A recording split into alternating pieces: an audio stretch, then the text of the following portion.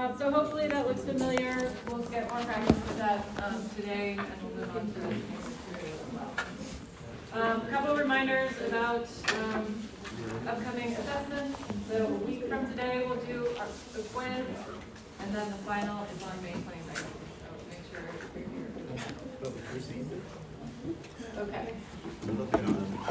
Okay, so today we'll review a little bit about evolutionary trees and clades. That's what we covered last time.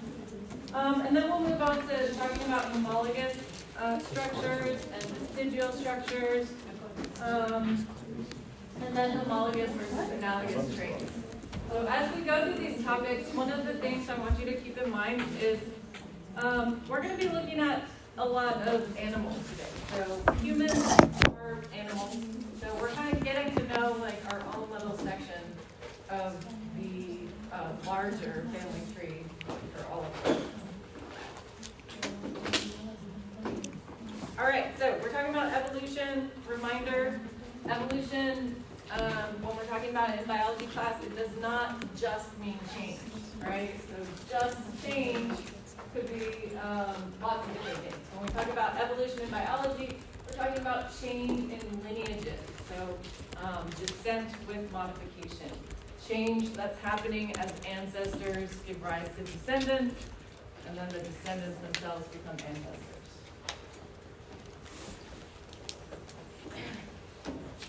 Okay, so again, one of the things today we're going to see some examples of evolution in our own little section of the tree. And so I want to remind you about this vocab term of clade. Okay, so a clade is a group that's defined by a common ancestor plus all the descendants. So we are here in a group called mammals. So the blue is circling all the mammals. If you zoom in more, you can split the mammals up into marsupials like kangaroos and stuff, and then placental mammals, which is the group we're in. And of course, you could zoom in even more. There's lots of different kinds of mammals. But then you can also zoom back out and say, okay, well, mammals, they're just like this little twig on the tree of more animals. In yellow are shown animals that have a backbone. So we call those vertebrates. So this is kind of the biologist's way of thinking about groups of animals, is families within bigger families within bigger families, right? So get used to kind of thinking about zooming in and zooming out.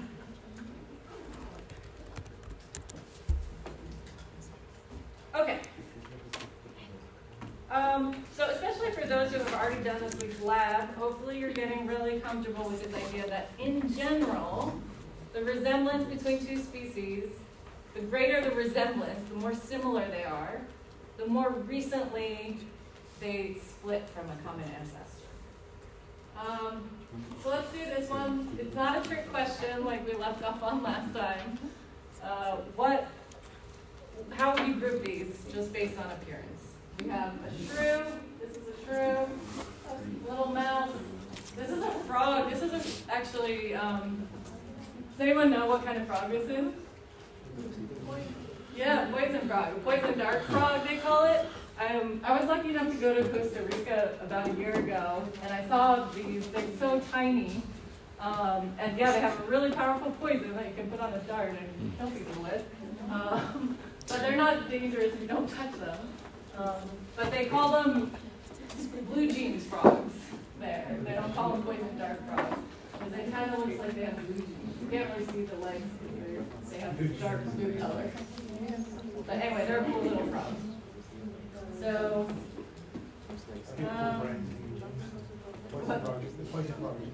poison frog genes. Yeah, so mouse and shrew are most similar, exactly. They're furry, cute little rodents, right? Well, I don't know, the picture of the mouse is a bit cuter, huh? Shrews are pretty cute too. Okay, so again, this one's not a trick question. Those mouse and shrew are indeed the closer relatives. So go ahead and fill it in on this evolutionary tree.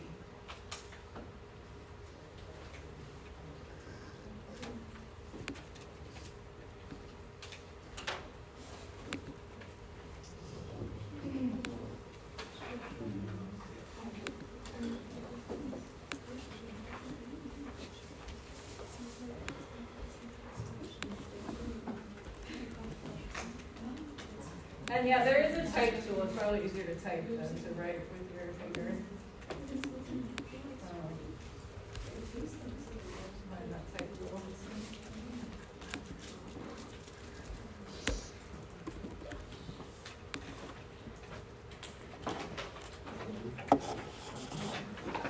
Seeing a lot of correct answers. If you're not sure, check with your neighbor. Make sure you're getting the idea of how to show using the evolutionary tree which two are the closer relatives.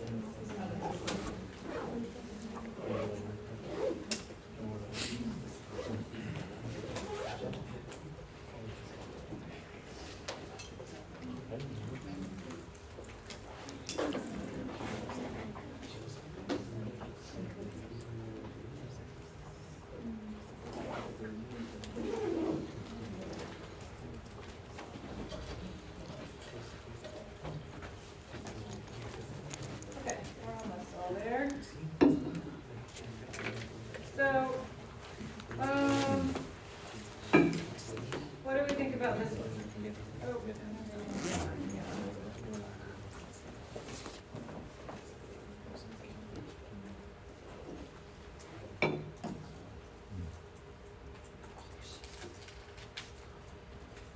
okay, I like to look at this one, right? So the shrew and the mouse, the fuzzy little cute things, they connect up shallow in the tree, right? So it's not about kind of the order vertically, it's about looking back into the tree and saying, this dot, if we go down on the timeline, it wasn't that long ago, right? But the dot that connects all three of them, you have to go farther back in time to connect all three of them.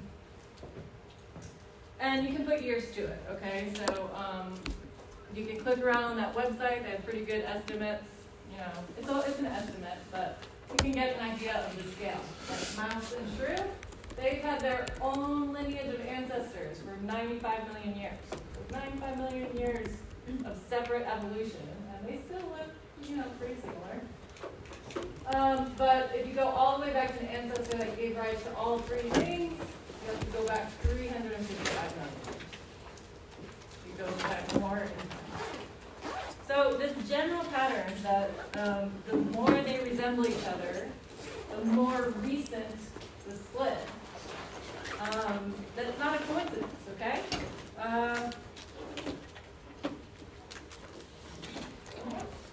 It's because characteristics get passed down from the ancestors, right? So this ancestor that gave rise to the mouse and the shrew, you know, you could do a lot of biology, I'm sure it's its own thing, it's not a mouse or a shrew. But you can see that it has a lot of the characteristics that are making us recognize mouse and shrew as the same thing, right? It's a little furry thing, it has a tail, etc. So these two, the similarity here is not just a coincidence. It's traits, it's characteristics that they both inherited from this ancestor. And this guy is an ancestor for these two, but it's not an ancestor for the frog, right? So the frog's more different because the frog didn't inherit those characteristics from that ancestor. The ancestor that unites the whole group looks probably more like that. You know, not very frog-like, but a little more frog-like, I guess. It doesn't have the hair, etc. Okay. So remember, the way we want to train our minds to think about these trees is smaller families within bigger families within bigger families. So in this group, the smaller family, the clade that's defined as this ancestor and all of this ancestor's descendants is shown in blue. Okay, so mouse and shrew make a clade. And then the bigger clade is all three of them. The frog, the mouse, and the shrew. So that's this ancestor plus all of the descendants of that ancestor. The smaller families within larger families. Okay, little checking question about this idea of thinking about it as circles within circles. It's just another way to visualize the same thing. Instead of a tree, you could draw circles within circles within circles. And each circle is known as a clade.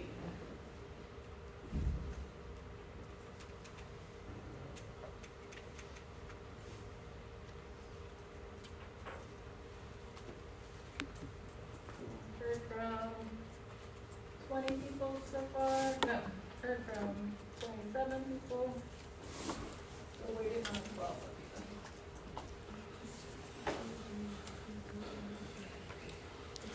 And if you're not sure, feel free to check in with your neighbor. Looks like we're mostly on track here.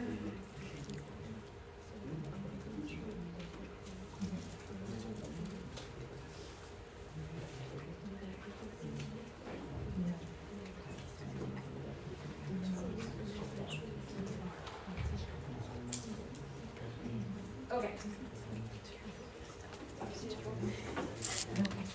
So mouse and shrew is one clade, and mouse, shrew, and frog is the other clade. Okay?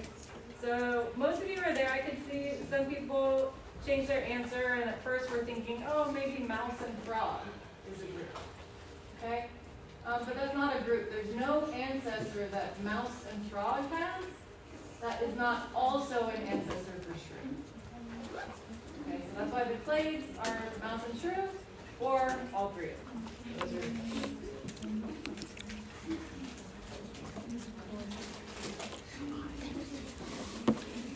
are okay, so as promised, we'll take a look at our little section of the tree. So we have some vertebrate animals here, some animals with a backbone. And specifically, we're going to think about this characteristic of having 4 limbs. Okay, so limbs is like legs or arms. We have 4 of them. And a lot of these animals also have 4. Okay? So the check mark is telling you, yep, that thing has 4 limbs. Salamanders, frogs, marsupials like kangaroos, iguanas, geckos, turtles, crocodiles, birds, the wings count, so they have legs and 2 wings. Dinosaurs, generally. So you can see they gave us a clade here in green, right? They said everyone descended from this ancestor. Let's consider that part of the family tree, that clade. So do you think that ancestor had 4 limbs? Just yes or no. You got a 50-50 chance. Feel free to guess if you're not sure.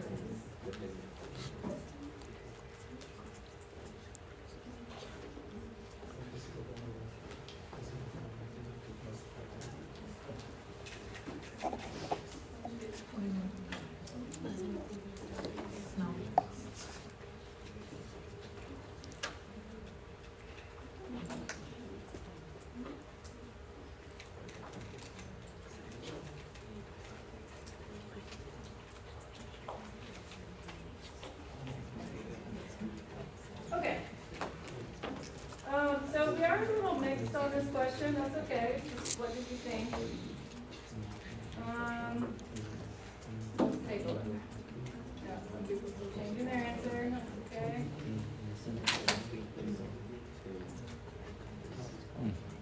So most people said yes, but a fair majority said no. So the answer is yes, but I can see why you might say no, right? There's a few in this group that don't have 4 limbs. But the general pattern here is that this idea that it's not a coincidence that so many organisms have 4 limbs, okay? They have 4 limbs because they inherited 4 limbs from this ancestor, right? It would be much more unlikely that independently on all these lineages within the same family, they happen to invent 4 limbs. Okay? It's not impossible, but it's just not the more likely explanation. The more likely explanation is, hey, this thing had some version of 4 limbs that it passed down through the generation to almost everything that's in this clade. Okay, so now what about this green dot here? So this green dot is an ancestor for a lot of fish, plus it's an ancestor for all of these 4-limbed things. the turtles and the lizards and the birds and the mammals like us.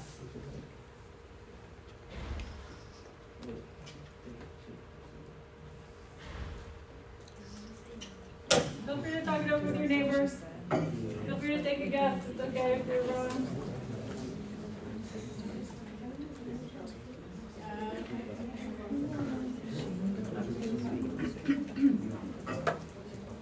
Now we're talking about that orange dot ancestor. This one way back here. So farther back in time, it's an ancestor of the green dot thing, right?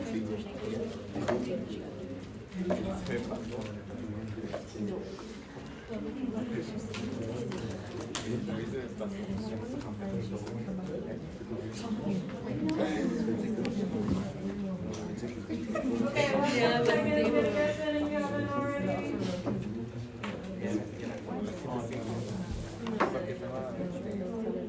Okay, most people say no, and I agree, no.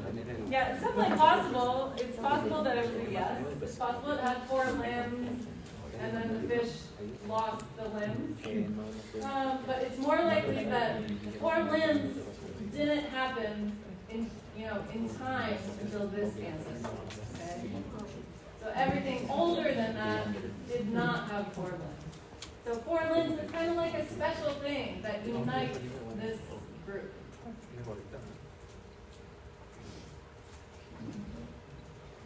Okay. So the clade in the green box we call tetrapods. Tetra means 4. Pod is talking about the limbs. And so notice that the way we name these groups, it's sometimes after features like 4 limbs.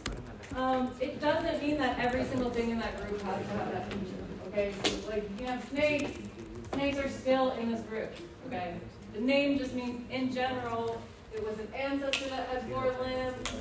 Most of the descendants had 4 limbs, and 4 limbs is pretty special. It's not something you see outside of this stage. You could zoom out more and you get a lot more X's. All these other things that don't have 4 limbs. Okay? Some cool things about this grouping and this idea that these similarities aren't coincidental, they come from an ancestor. Well, if that's true, you might be able to find evidence, for example, in snakes. If that's true, what we're saying is that snakes had a 4-limbed ancestor. And there is evidence of that, probably most convincingly in their genes, but evidence that you can actually see in some snakes, not all snakes, in some snakes they have these little pelvic spurs, okay? Well, the picture's quite hard to see. It's like, this is a person's thumbnail, it's smaller than the thumbnail. This little pelvis, okay?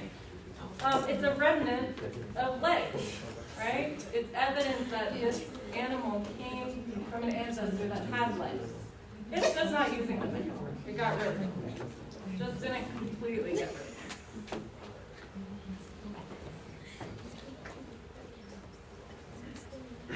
them. Okay. So, I want to think a little bit more about these limbs here.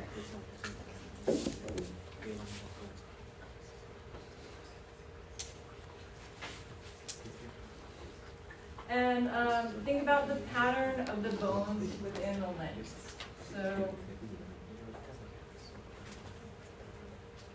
we're going to watch a little video clip that's going to help describe the pattern of the bones in tetrapod limbs.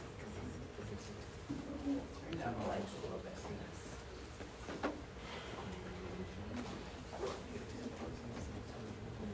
We're not going to watch this whole video, just a couple minutes. Scientists were finding connections between the hands and limbs of 4-legged animals. Sir Richard Owen was an anatomist in the 19th century. He was fortunate to be an anatomist at an age of discovery. And so people were coming back to London with new and oddball creatures for him to analyze. And in analyzing all the different creatures, he found common patterns. Although the overall shape and structure of each limb was very different, he started to see that there was an underlying theme. It was as if the same set of bones was being squashed or extended to perform different functions. Here's a dog. Dogs, run and jump. What do you have?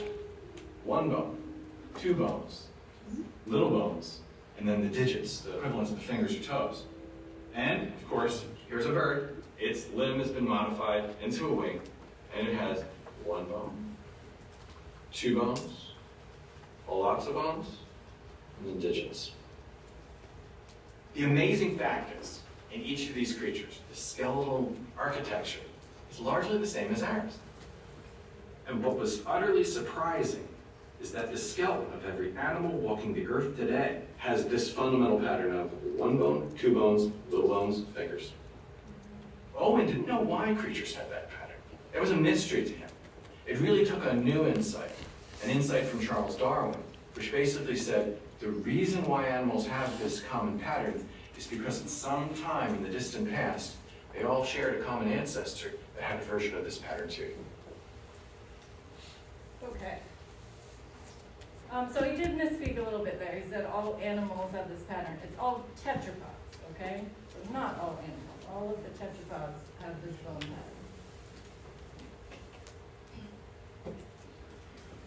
pattern. So here's another visual for the pattern he was talking about. I like how he describes it. So one bone, he's talking about the bone in your upper arm. Your upper arm has one bone in it. Then two bones, he's talking about your forearm. Lots of little bones, that's the hand and wrist. And then digits is the fingers. So you can kind of color code that, right? The one bone is in green, and you have two different colors for the two bones, etc. And if you look for that pattern, you can find it in everything from a whale. Okay, a whale, its front limbs look totally different. They're just little flippers. But you can find the same pattern. One bone, two bone, lots of bones, then the fingers. Lizard, hummingbird. So the idea is that the reason you find this pattern again and again is because there was an ancestor who had some version of that pattern that passed it down. So that is a classic example of what we call a homologous structure. Homologous structure means it's similar because they inherited it from a common ancestor. That's definitely some vocab you want to get in your notes if you don't have it already. Homologous structure. Classic example is the bone structure in the limbs of tetrapods.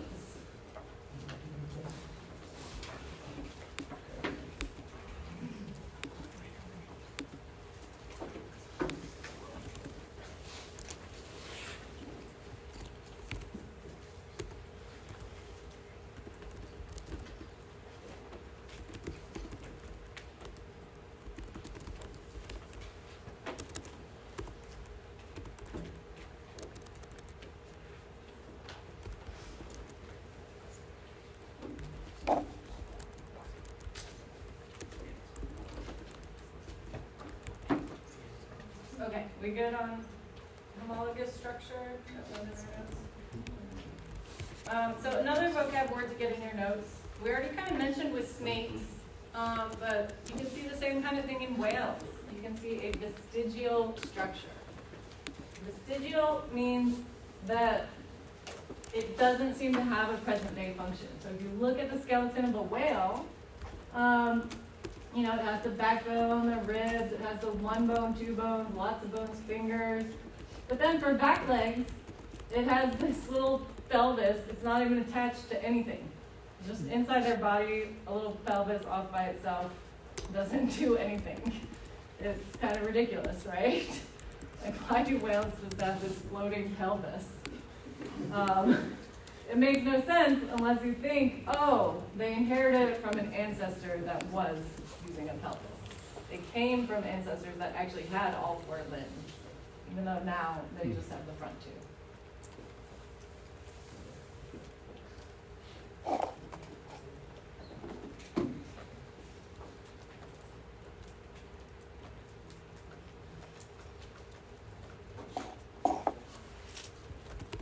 Give a moment, I see people still writing about vestigial structure. Anyone know other examples of vestigial structures? It can sometimes be hard to know if something's truly vestigial, because a lot of times things have a function, but it's kind of subtle. Yeah. The appendix? Appendix, yeah. Yep. Yeah, it's a vestigial structure that can give us trouble, right? If you get your appendix removed, it doesn't seem to affect your health at all. It doesn't seem to be doing much. But it is a problem if it gets infected. I had heard that it's from when you would eat meat that had bones in it, and that would be like the area where the bones were. Interesting, yeah. I'm not sure, I don't know. yeah, I'm sure that is. yeah, that's an interesting hypothesis. But yeah, definitely it would be some kind of story like that. That we had an ancestor who had an appendix or something.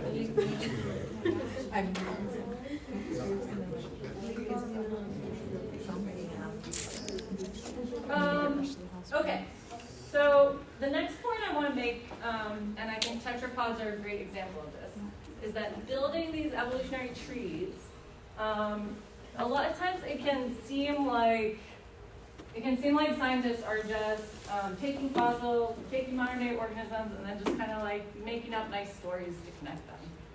Okay? And that's not very scientific, right?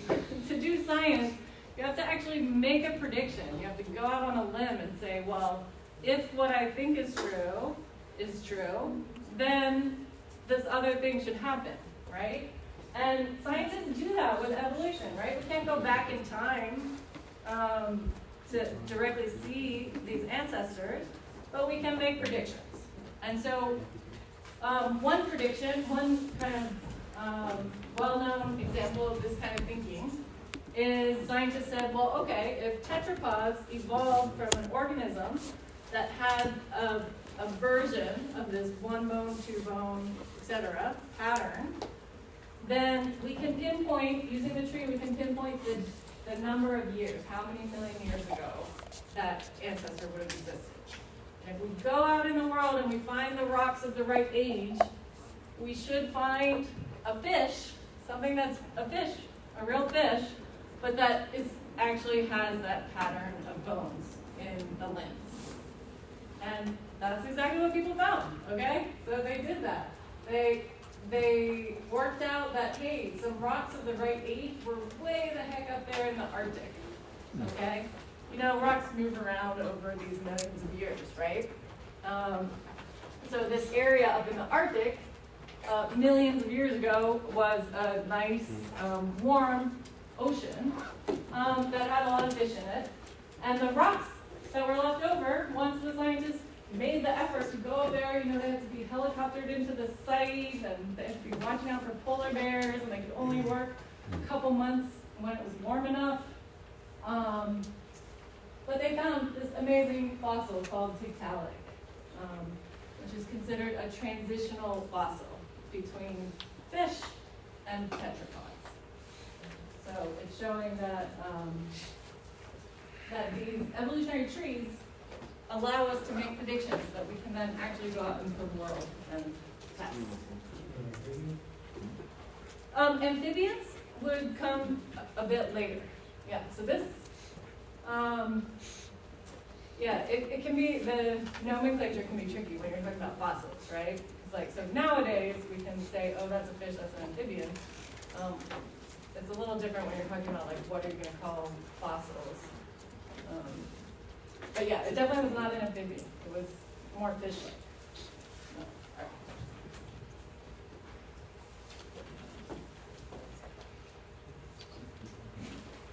All right. Yeah, so Tiktaalik is quite a famous fossil. There's lots of really cool resources if you're curious about this story. It's just like a fun human story too. The clip we just watched where the scientist was talking about this bone pattern is from a documentary called Your Inner Fish. that tells the story. I believe it's free online. I would highly recommend it. Okay. Okay, so let's get back to this grouping that we ended with last time. That was kind of a surprise, right? So last time we were saying, hey, if we just go by similarity, a lizard and a crocodile look pretty similar. I made the claim that actually the way you should group these three, the bird and the crocodile are a club, right? The bird and the crocodile are each other's closest relatives. And you have to go farther back in time to make a group that includes the lizard. So what's going on here, right? It's pretty surprising results. So one answer to this puzzle is that, you know, we were just kind of going on superficial similarities. And that is right a lot of the time. But if you actually know a ton of biology about all three of these things, then in your mind you have a list of some things where you're like, oh, hey, that's kind of weird. Crocodiles and birds have that, and nobody else does. One example is this little toll here in the skull in front of the eye. Okay? It's an unusual feature that crocodiles have and birds have, and the skull of other animals doesn't have it. So there are things like that that if you study the biology more deeply, you start to see, oh, okay, I guess crocodiles and birds, maybe they do group together. But I don't know about you, I wouldn't be totally convinced by if it were only that, right? Because it's difficult to say, like, why is that similarity so much more important than any other similarity?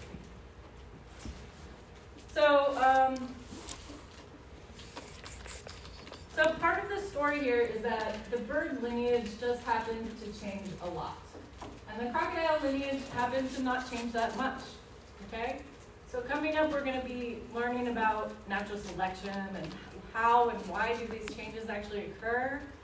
And so hopefully you'll get a better feel for the fact that sometimes there's a lot of changes in the lineage. Sometimes there's not, okay? That's just how it goes. It's not like clockwork, okay? Just because the same amount of time goes from this ancestor to the crocodile and the same amount of time from this ancestor to the bird doesn't mean the same amount of changes have to happen.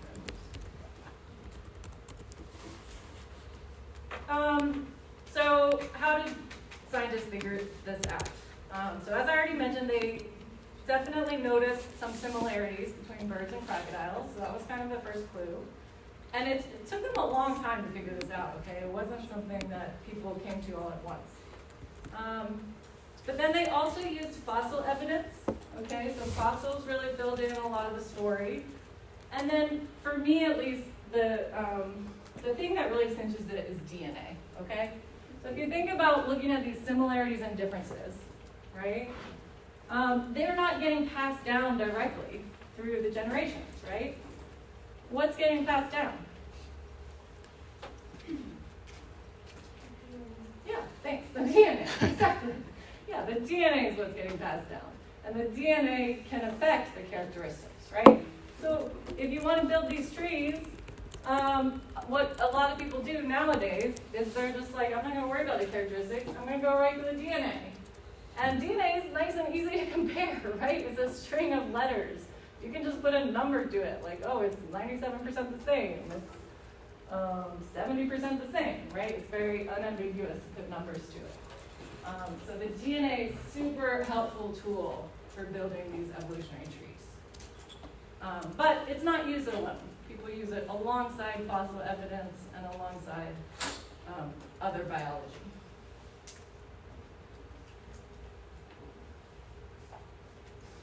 Okay.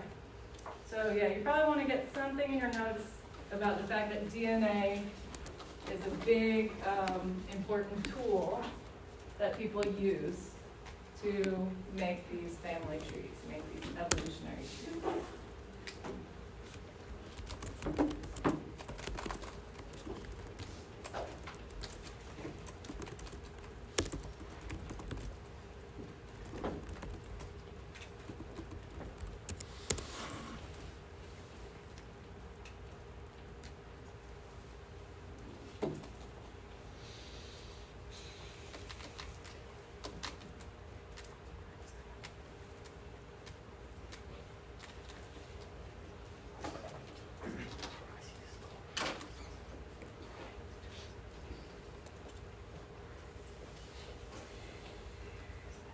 another minute to.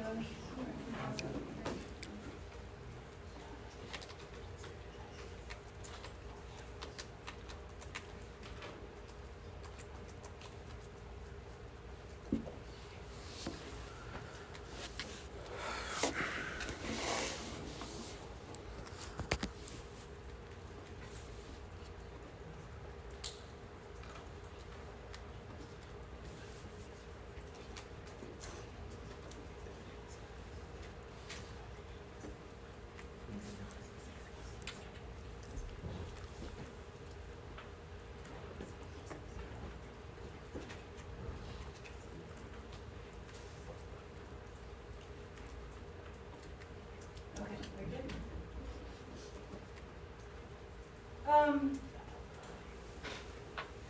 So one thing that kind of helps people with this whole what's the family tree of birds question is it really was tied in also with like fossils of dinosaurs, okay?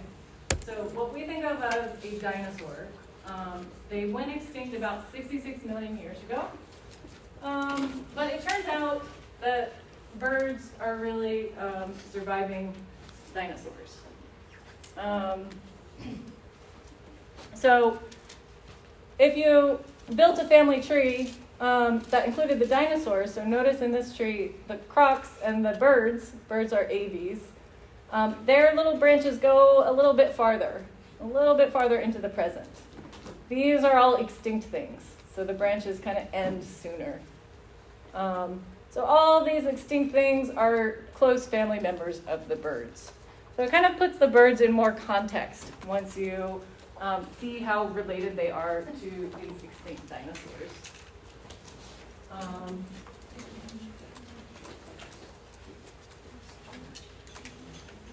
So this is kind of a neat example that gets back to issues about naming groups of organisms, okay? So biologists, they really prefer to use names of groups when the group is a clade, okay? So when it's a part of the tree that you can kind of snip off. So you can snip off crocodiles, that's its own thing. You can snip off turtles, that's its own thing. You can snip off here and get geckos, lizards, and snakes. They all go together, okay? So we can give that group a name, right? But dinosaurs, notice there's nowhere you can clip on this tree and get everything that we commonly call a dinosaur and not also get the birds, okay? So to a biologist, either you gotta just get okay with the fact that birds are living dinosaurs, or when you talk about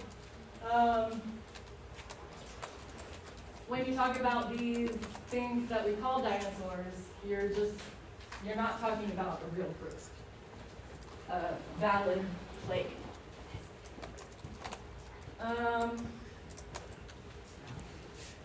And you can relate this idea to kind of those traditional groups of animals that you might have learned in elementary school, right? So who learned reptiles, mammals, amphibians, fish? What am I forgetting? Birds, okay? So like in elementary school, that's pretty much what they teach. And so in my mind, it was like separate groups, right? But the reality is reptiles really isn't a thing as far as biologists' way of looking at the world. Because if you snip the tree out here, you get all the reptiles and the birds. Okay? So either reptile is just not a valid grouping, or you can consider birds to be a type of reptile.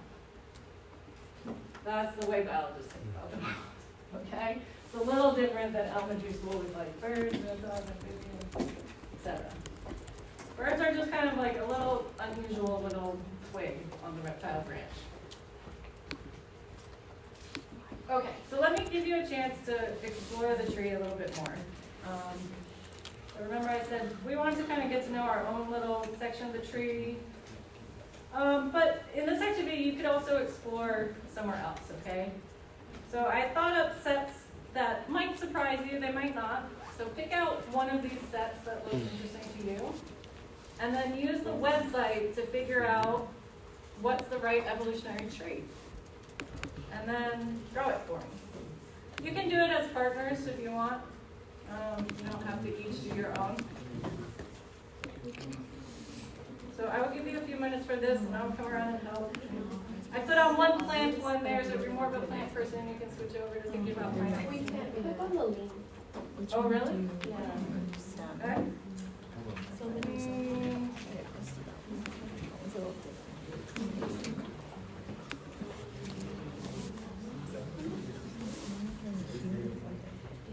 Okay.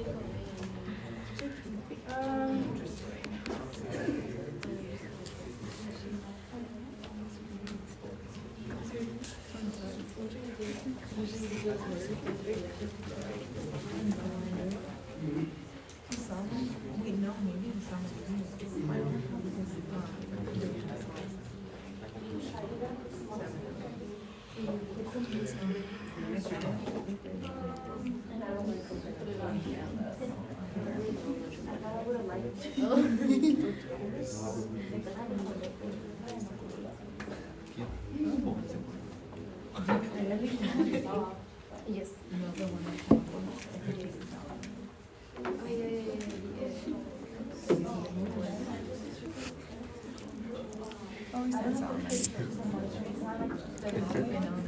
Yeah, the easiest way around this is just to search. Just do an internet search. Okay. So,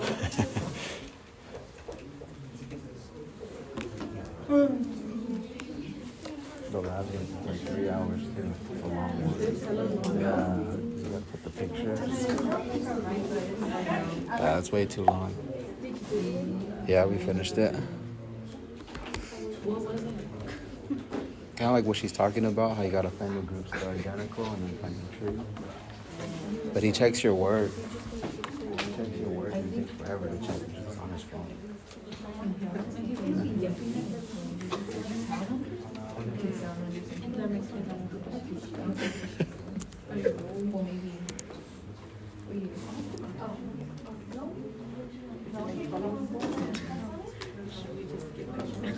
yeah, and remember, the website is all about zooming, right? It shows you the overview, but then you have to kind of zoom in, and it'll connect whatever the last two you clicked on. Yeah, can you just search for stuff like that? 2, 3. Oh, I see why you can't search, because it's a drawing one. Yeah.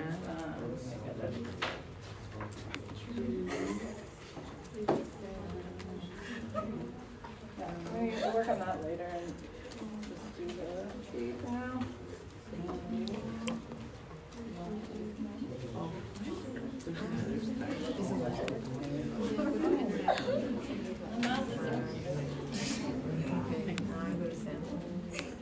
I've always wanted like a pet rat. A lot of people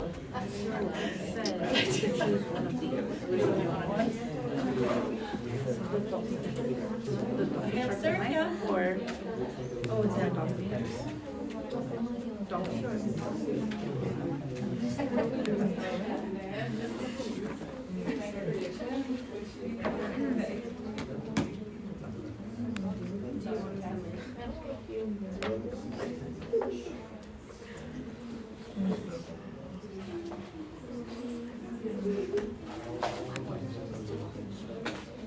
Just tell me here. The salmon is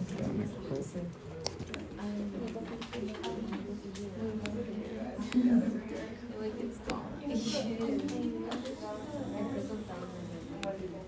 it short? Only 12. Oh, okay.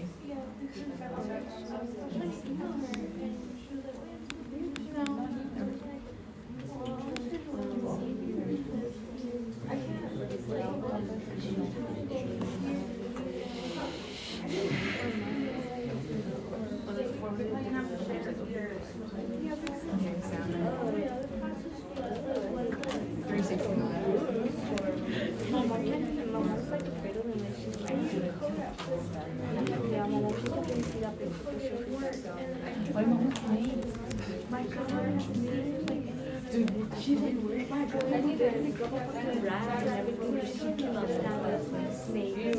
No,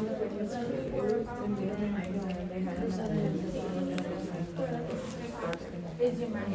Yeah, your mind. And oh my God. She was there, and then they ended up being the owl, which is a vulture, two snakes, and then the like, I know. Yeah, I just made me and you just kind of say, I was about to she's like, no, I couldn't I do, I said, it'll be on this side. Yeah. And it's like, is it a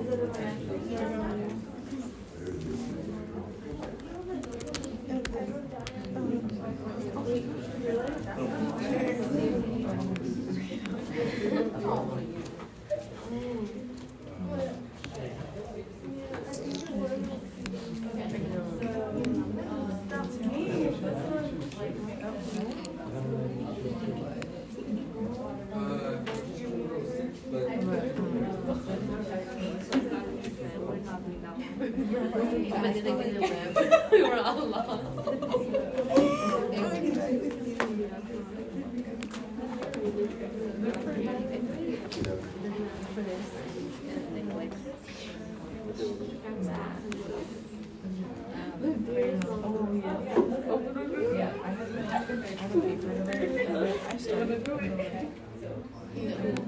I mean, what I'm doing, I like it. It's just like putting my words together. It's hard for me to just go through stuff. Yeah. You're like, it's easy. You're just going. No, it's just that I use that. I feel like sensors are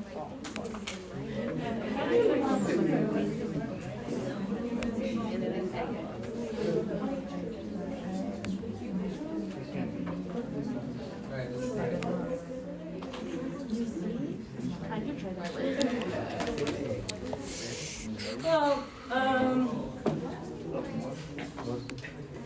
nice.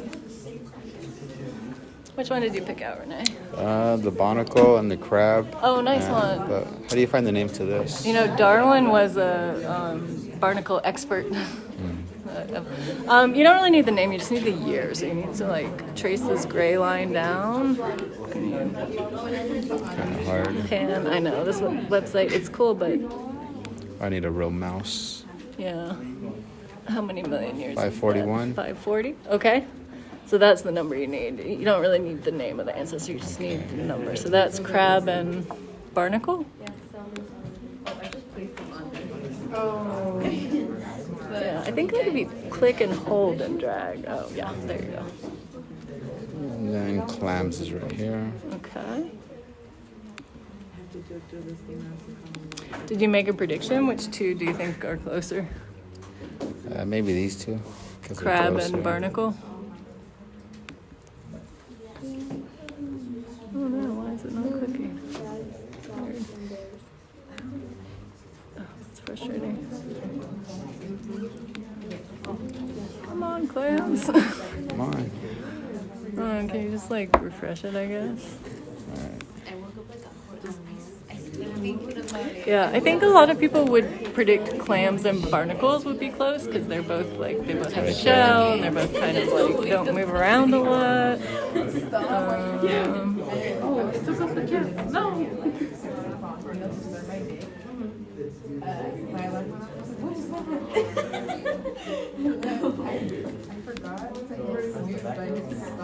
What are we getting?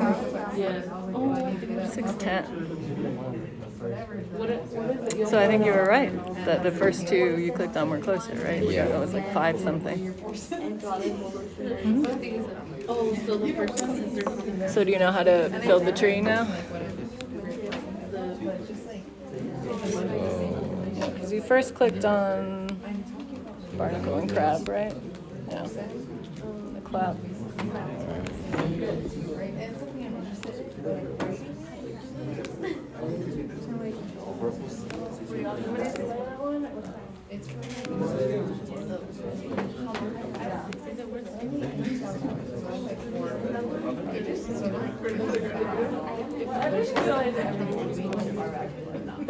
Question is, out of those three, shark and a dolphin both would be in the water.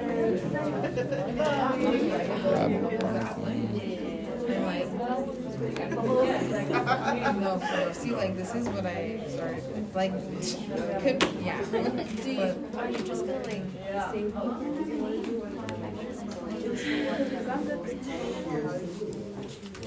Yeah, basically not like Cool, and you know what, good work. how to cheat this one. Let's talk about epilepsy. This one? Oh, the other one? Yeah, you can probably skip it.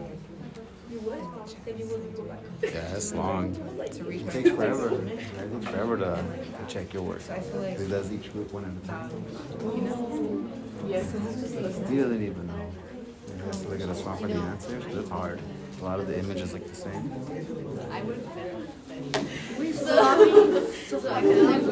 Print off the lab. I don't know how You gotta cut out the pictures. You gotta a tree, but it's hard. 'Cause you start off with one and then you branch it out to other ones. And then... That's hard.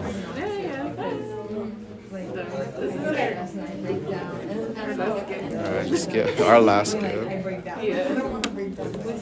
take a look at it. Yeah, his jokes are annoying, huh? You like his jokes? I know some of you are still working. And let's take a look at a few of them together. So this person picked out cat, dog, and bear.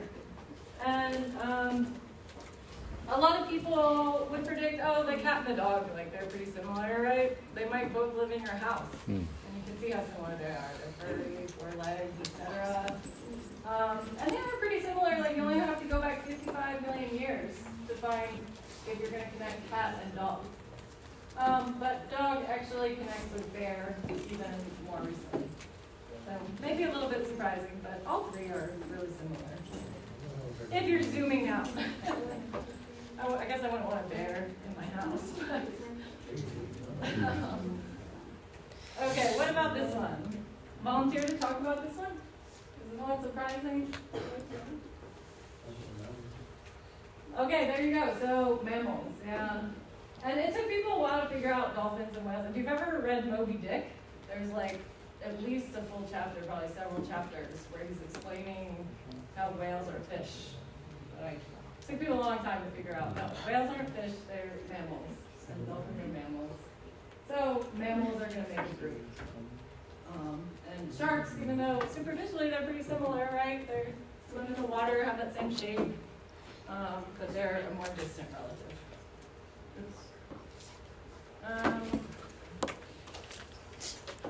This one, a lot of people, based on similarity, would say salamander and salmon, just like living in the water, living near water, etc. But maybe if you were thinking about tetrapods, you might have thought, hey, the 4-limbed things are going to group together. So humans and salamanders group together.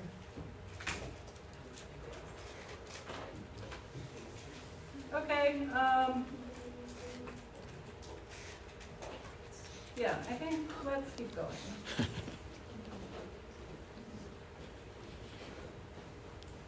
Okay, so we already said that a homologous structure is something that's similar because of common descent. So now we're going to move on and kind of expand our thinking about similarities. So the thing I want you to think about for the next section is that not all similarities are homologous. Not all similarities are the same. That's going to be our theme. And our poster child for this idea is going to be this cool animal.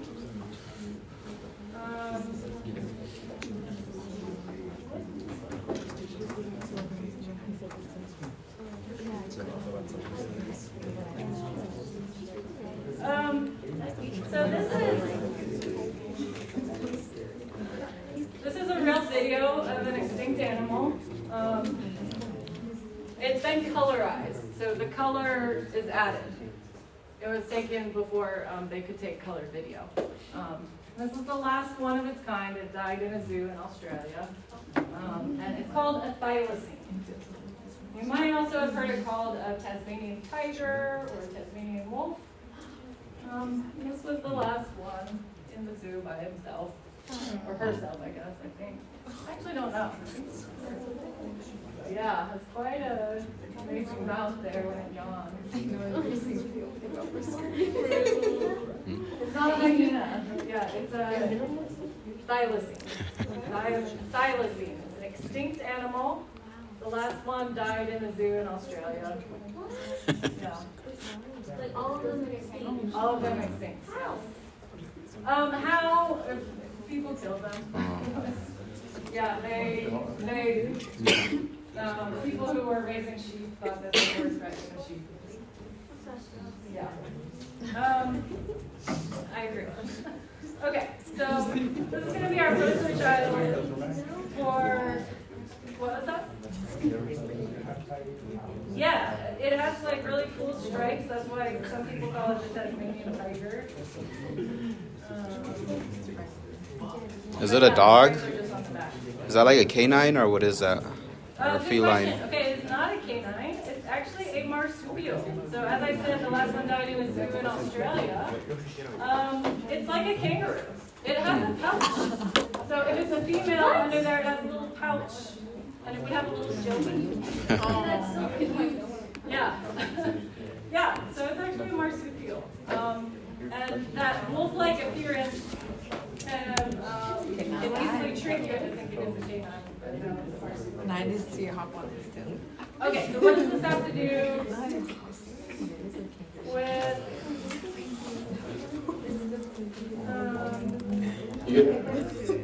so again, the thing to keep in mind here is not all similarities are the same. So we're gonna skip ahead a bit here. And we're gonna learn more about this animal.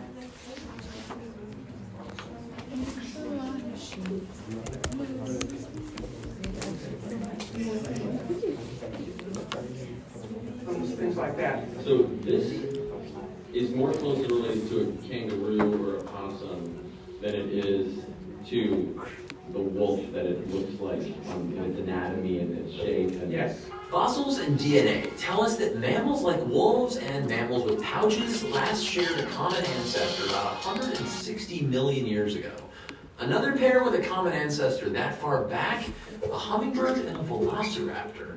The thylacine is about as distantly related from a wolf or a fox as it can be and still be a mammal. But just look at them. The posture, the long legs built for running, their skulls built for sniffing and with massive muscle attachments for biting.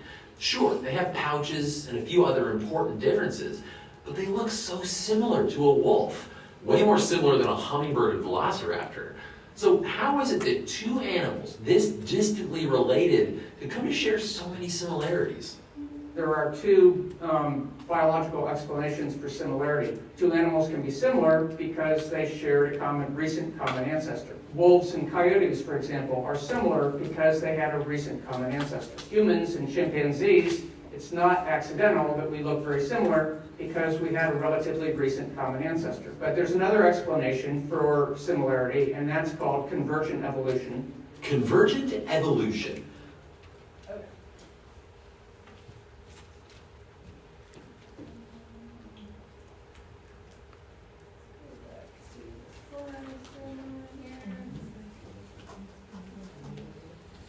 Okay, so that's something you probably want to get in your notes in some form. So, if these species are similar, it can be because of what we've been talking about, because of common ancestors. Okay? But it could also be that they independently evolved similar traits.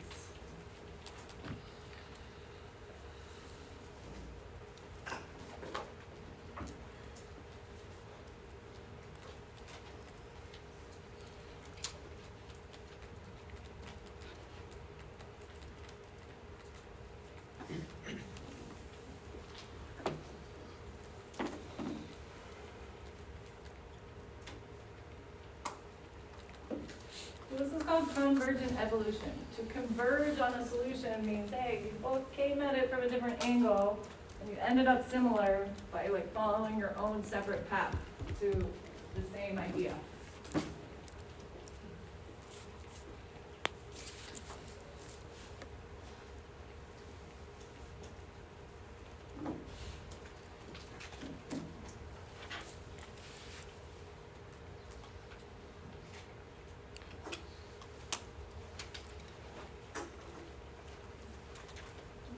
Okay.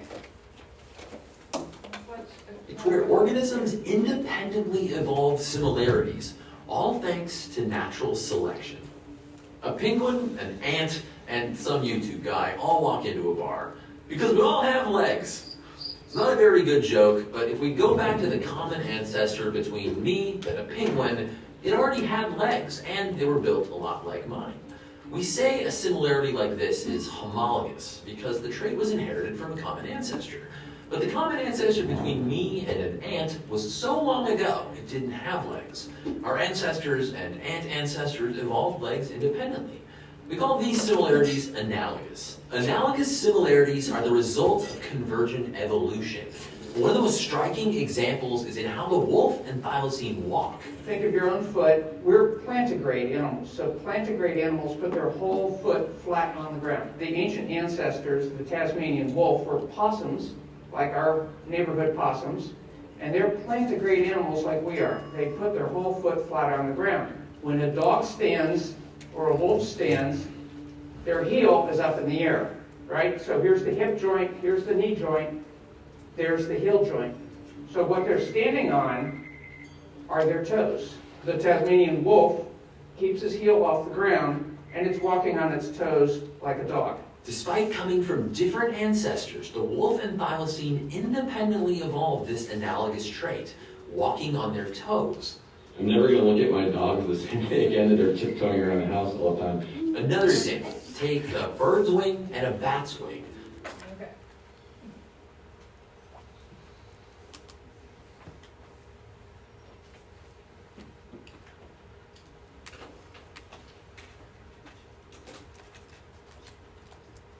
Who has dogs? Yeah, it does look like my Chihuahua. Oh. Yeah.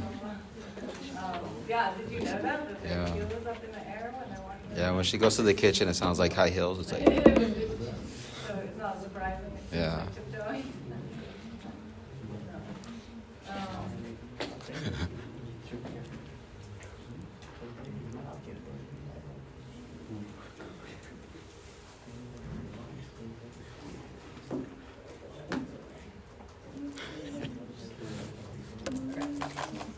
Okay, so analogous similarities. So you already have homologous in your notes, but make sure you get this analogous term in your notes.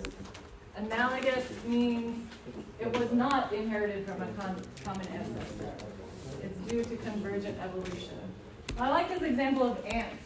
Yeah, like ants are walking around, we're walking around, we both have legs, but that's not homologous. We have to go way back in time to find an ancestor that connects us to ants. And that ancestor did not have legs. So if the ancestor had it, it's homologous. If the ancestor did not have it, it's analogous.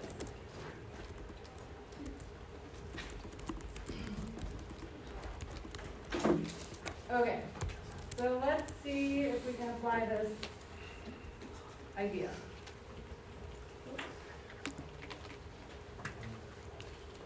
So birds and bats, they both have front limbs.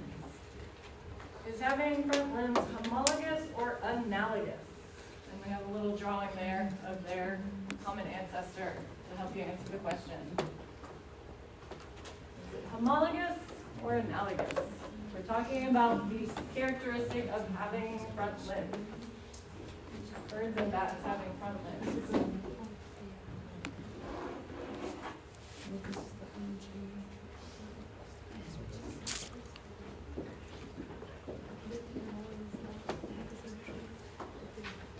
Get in a guess if you're not sure.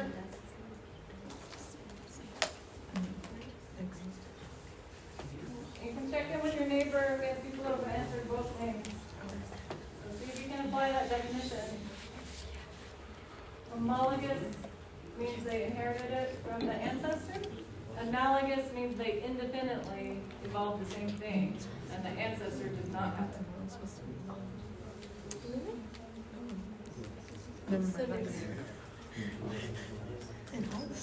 Okay, you ready? Oh, I think someone was still changing there, sorry. Yeah. Homologous. Homologous is correct, okay? So see, I can see it in the ancestor. That ancestor has these two little front limbs, right? They look different, but they still are front limbs, okay? They still count. So they can look quite different, that's okay.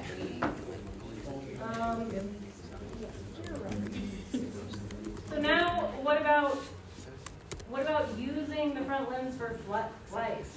So both birds and bats use their front limbs to fly around, right? Is a front limb used for flight? Is that homologous or analogous?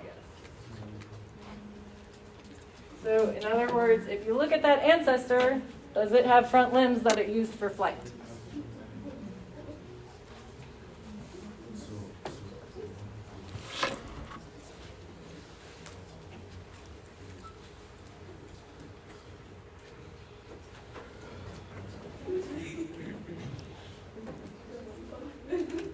Okay. Let's go back to the video and let the video say the answer. Homologous or analogous? This one's a little tougher. So let's see if I can guess what this is.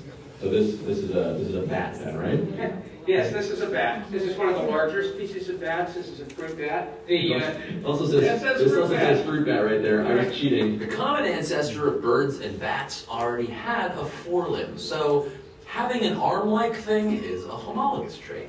But using that arm-like thing as a wing fall independently in birds and bats. So flying with arm-like things is an analogous trait. Birds flap their whole arm, but bats fly in a totally different way. The scientific name for the group that bats belong to is Chiroptera, which means hand-wing. Its wing is formed by its hand. I recognize this. Like you look at any X-ray of your arm, that's the same. Like one bone, two bones. Right.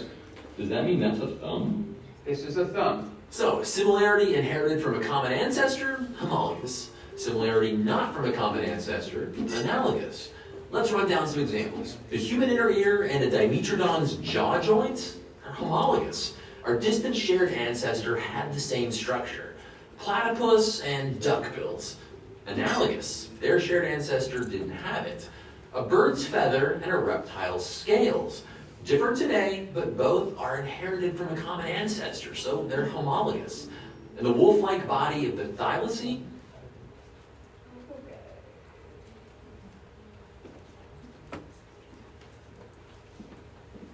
So how about it? Homologous or analogous?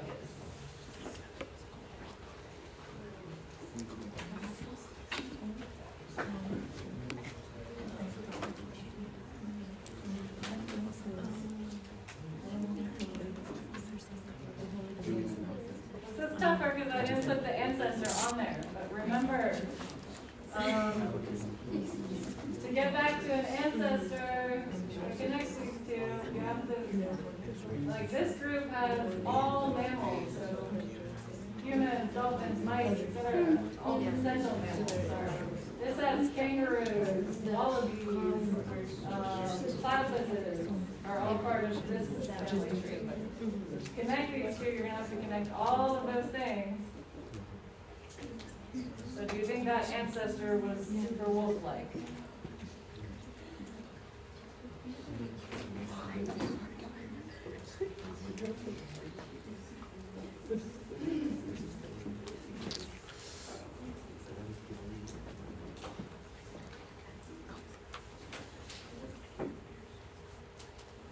Okay, we're still a bit split, so talk amongst yourselves, see if we can decide. Homologous or analogous? Convince your neighbor.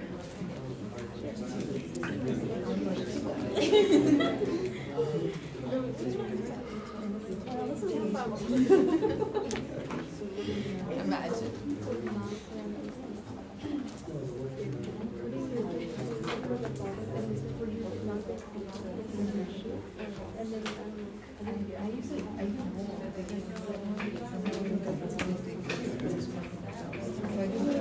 Okay, who wants to explain in their own words why is it analogous? Is that the correct answer? Yes, analogous. Well, I first I believe that the most big mammals has been more kangaroo. I assume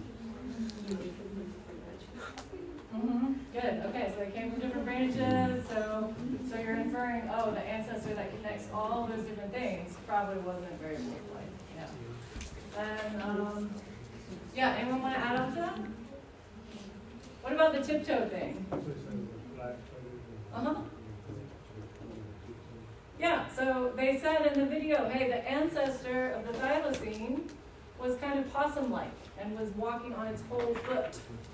Yeah, so, and that was still a marsupial. And you have to go back even farther to get to something that's going to connect up with the wolf. So it seems like they really independently evolved these wolf traits.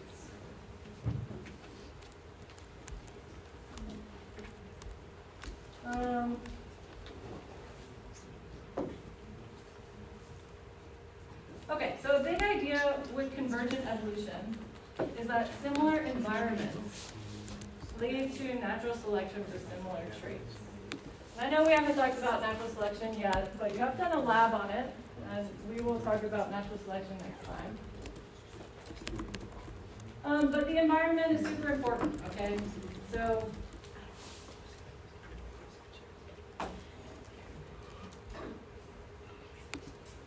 another example that I want to talk about is this shark and whale similarity. So sharks and dolphins, right, they both have a good body shape for living in water. What do you all think, homologous or analogous? Analogous. Yeah, why? Because like dolphins,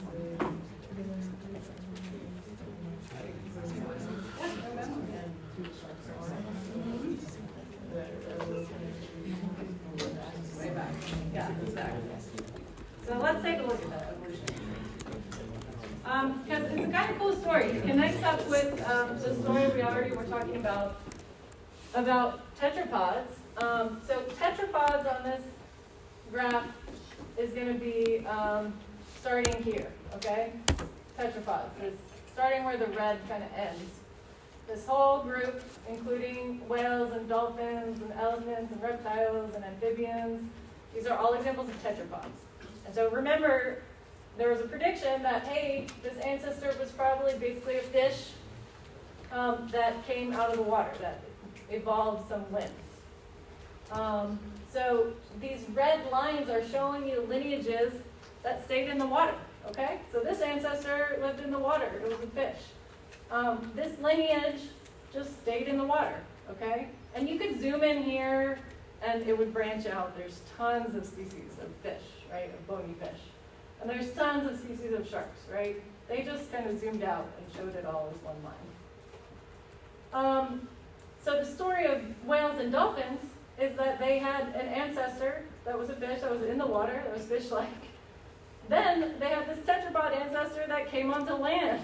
So they had an ancestor that had 4 limbs and lived on land that gave rise to all of these. Then, at some point way closer to the present day, one of their ancestors was like, that's enough, let's go back to the water. Had enough, heading back into the ocean. Okay, so it went in the other direction. That ancestor took, a body that was adapted for the land, and then refitted it back to go into the water. And so that's why dolphins, superficially, they look a lot like sharks, because they re-evolved all of those like water adaptations, that streamlined body, the fins. But they still have a lot of things that make us confident they're mammals. They breathe air through lungs like us. They give birth to young, not lay eggs like fishes. So it's very clear that they are mammals. They retooled that land body back into a water body. So pretty cool evolutionary journey that their ancestors took. And one thing I like about this story, before we talk about natural selection, is that it helps show natural selection isn't going anywhere. There's not like a plan and progress, right? Like it can take a water thing and evolve it back on into the land. It can take a land thing and evolve back into the water. Just depends. Just depends on what happens to be favored by natural selection in that environment.